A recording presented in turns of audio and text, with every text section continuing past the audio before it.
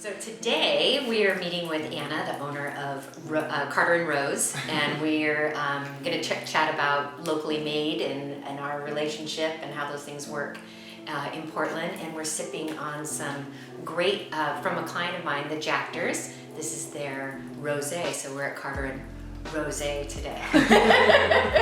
I only drink rosé. Just part of the marketing plan. So we wanted to get together and talk about the reason why we like to work locally and source things locally and what that means to each of us. So tell me from your point of view why it is that you like to have things made locally and source things and work with your local and regional makers.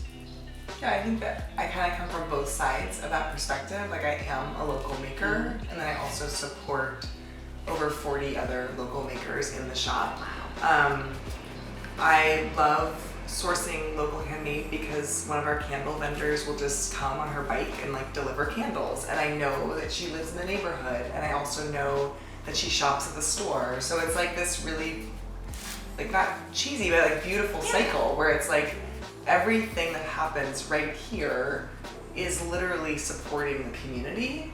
And when, like, every time I sell a candle, it's like I know that's being sold, and part of that money goes to the woman at the street, part of it comes to the store, and then it also gets put out into the world as a little piece of division in like our Portland. Yeah. And then for me, I've always loved making things by hand.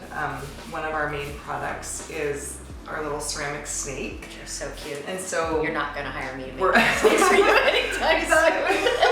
we thought it would be fun to make some snakes today. And I think for me, making things and being a maker, it's literally every single piece that we put out into the world is handmade by me. Yeah. And there is something about the uniqueness, the little glaze smear, or the way a snake's tail curls. They're similar, but every single one is different. Yeah.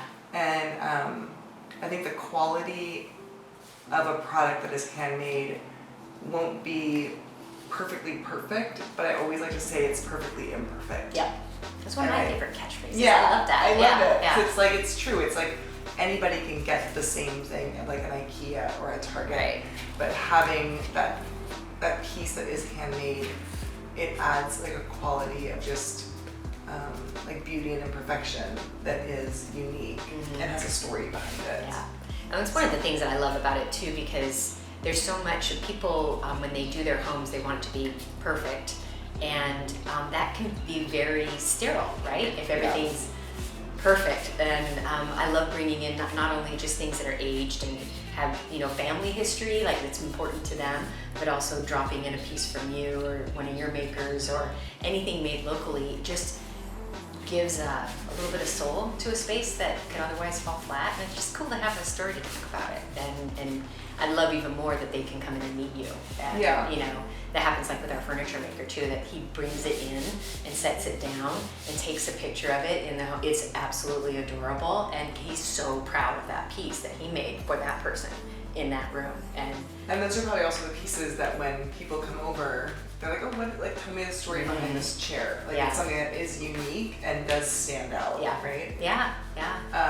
Yeah, and the guy down the street will come back and fix it if something goes wrong, You don't call a call center. Right. Yeah, you won't be on hold for 3 days trying to get somebody to help you out. So, I'm not doing this very well. That's okay. You can like stick to designing people's houses, and I can fill people's houses with snakes. Because this is good. This is not good. That is good. But I think that's also something really interesting. Like, there are so many things in a handmade like world that look so simple. Even a chair, even upholstery, a snake, and that the simplest of processes are actually years and years and years of repetition and knowledge based on like how clay feels, the dryness, how like even the thickness of like rolling out a piece of clay, or maybe like an upholster, how tight they pull fabric. And those are things that are I mean, I know they say like, 10,000 hours of Yeah, practice, but yeah. like as a maker, the value in understanding and knowing the materials that you work with, being an expert in kind of a niche field, Yeah. as maybe odd as it is, like I could think, well, I'm an expert clay snake maker, but I really am. I mean, You literally are. Look at that. I am an expert ball roller. Okay. Well, it's not even a good ball. So. But I think it's like, that's why I look at like how you run your business, and you have, clientele that are doing this entire palette in a home, and that you can mix in things that are like ordinary, but you do really take the time to source locally, and I feel like you do that in a way that's very thoughtful. Thank you. Yeah, it's the goal every time. So you can find me here at the store. We're at 3601 Southeast Division Street. There's great coffee and wine and snacks all up and down the street, so make a day of it. And then you can also check out our Instagram, which is at Carter and Rose PDX. And we often have like sales and giveaways, and that's kind of our main source of information. Our website's carterrose.com, and that's pretty too.